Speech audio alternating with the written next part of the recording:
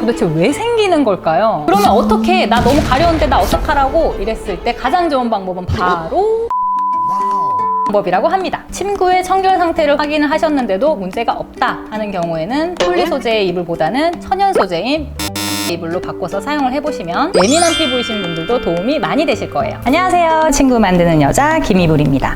저희는 부산에서 7년차 하드타입 토퍼 매트리스와 프리미엄 호텔 침구를 생산하고 판매하고 있습니다. 먼저 이러한 가려움증이 밤이 되면 유독 심해지는 원인이 있다고 하는데요. 저녁이 되면 몸속에 쌓인 노폐물을 우리 몸이 해독을 하는 작용을 하게 되면서 보통 낮 시간대보다 훨씬 더 가려움증을 유발한다고 합니다. 진짜 신기하죠? 물론 다양한 원인들이 있을 수 있겠지만 내적 원인, 외적 원인이 있을 수 있을 것 같아요. 먼저 간단한 외적인 문제가 있는 경우입니다. 침대 매트리스의 청결 상태를 한번 확인을 해보시고요. 사용하고 계시는 침구, 이불, 그리고 베개의 청결 상태도 함께 확인을 해보시는 것이 좋습니다. 우선 이불 솜, 베개 솜 같은 경우에는 세탁을 자주 안 하시는 경우가 많으신데 우리가 자면서 침도 흘리고 땀을 생각보다 많이 흘리기 때문에 주기적인 세탁이 필수입니다. 이불 솜이나 베개 솜 같은 경우도 세탁을 최소 한 달에 한 번 정도는 꼭 해주시고요. 커버 같은 경우에는 월 2회 이상 더 자주 세탁을 해서 사용하시면 좋습니다. 당연히 땀을 많이 흘리실수록 더 자주 세탁을 해주시면 좋겠죠? 청결 상태가 좋은 경우에도 두드러기가 나거나 피부 가려움증이 유발된다면 사용하시는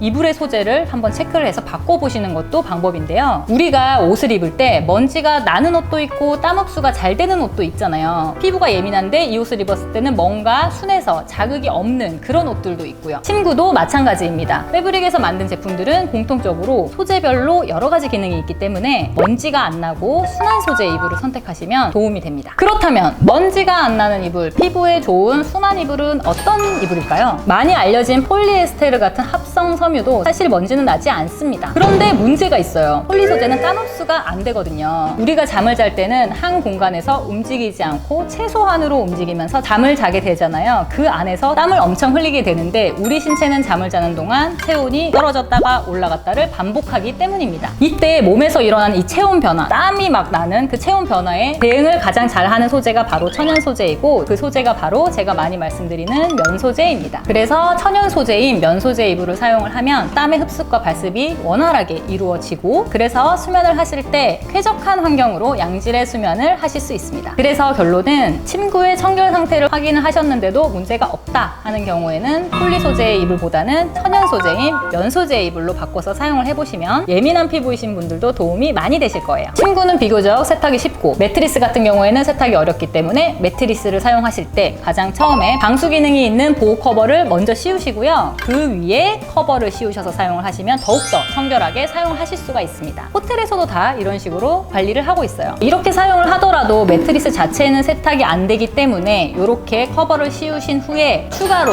그 위에 얇은 토퍼 매트리스를 깔아서 사용을 하시기도 합니다. 이러한 폼 매트리스를 사용을 하실 때는 몇 년 주기로 교체를 하시면서 사용하시거나 아니면 이러한 메쉬 소재에 통기성이 좋고 세척까지 가능한 제품을 올려두고 사용하시는 것도 청결을 유지하는 방법입니다. 네, 두 번째는 내적인 요인인데요. 사실 엄청 많은 요인들이 있습니다. 질환이 있으신 경우에는 당연히 병원을 방문을 하셔야 되고요. 질환까지는 아니다 하시는 경우에는 음식 섭취에 문제가 있을 수도 있다고 해요. 급하게 체중이 증가했다거나 매일 커피를 마신다거나 매일 커피를 마시다가 끊었을 때 증상이 나으신 분들도 계셨고요. 혹은 음식 자체에 나도 모르는 알러지가 생길 수도 있어서 가려움이 계속 지속이 된다면 알러지 검사를 한번 해보시는 것도 좋습니다. 네, 혹시 알러지 검사를 받으시게 되면 1단계가 IgE 검사라고 하는 게 있는데 이거는 보험 처리가 되고 한 4만 원 정도 한다고 하고요. 그 다음에 2단계 IgG 검사라고 있다고 해요. 이 경우에는 보험 처리가 안 되고 20만 원 정도 발생을 한다고 하니까 가려움증이 너무 심하신 분들은 받아보시고 미리 예방하시는 것도 좋은 방법일 것 같습니다. 피부 가려움증 그 자체가 그냥 간지러워 하고 끝내는 게 아니라 이 어떤 증상, 어떤 질환에 의해서 유발되는 경우가 사실 많다고 하기 때문에 가려움증이 계속 지속되는 경우에는 꼭 병원을 내원해 보시기를 바라고요. 그리고 평상시에 인스턴트 음식을 좀 줄이시고 아예 안 먹을 순 없잖아요. 그래서 좀 줄이시고 음식에 조금 더 신경을 쓰시면 가려움증을 줄이는 것에 많이 효과가 있다고 하니까 현재 식습관에 문제가 있는 것은 아닌지 한번 체크해 보시기 바랍니다. 그래서 외적인 경우 혹은 내적인 경우 이런 식으로 밤에 자야 하는데 가려움증이 시작됐다면 어떻게 해야 될까요? 많이 들어보셨겠지만 잘 때 세게 피부를 긁는 것은 때는 도움이 되지 않고 오히려 흉터를 만들 수도 있습니다. 그러면 어떻게, 나 너무 가려운데 나 어떡하라고 이랬을 때 가장 좋은 방법은 쿨링 효과를 주는 방법이라고 합니다. 시원한 물로 샤워를 하시거나 시원한 알로에 겔, 수분크림을 차갑게 해서 발라주세요. 혹은 얼음을 수건에 대서 피부에 이렇게 문질러 주는 것도 좋은 방법입니다. 얼음을 바로 피부에 대면 피부에 자극이 생기면 악순환이 될 수 있기 때문에 반드시 천을 대어서 사용해주세요. 절대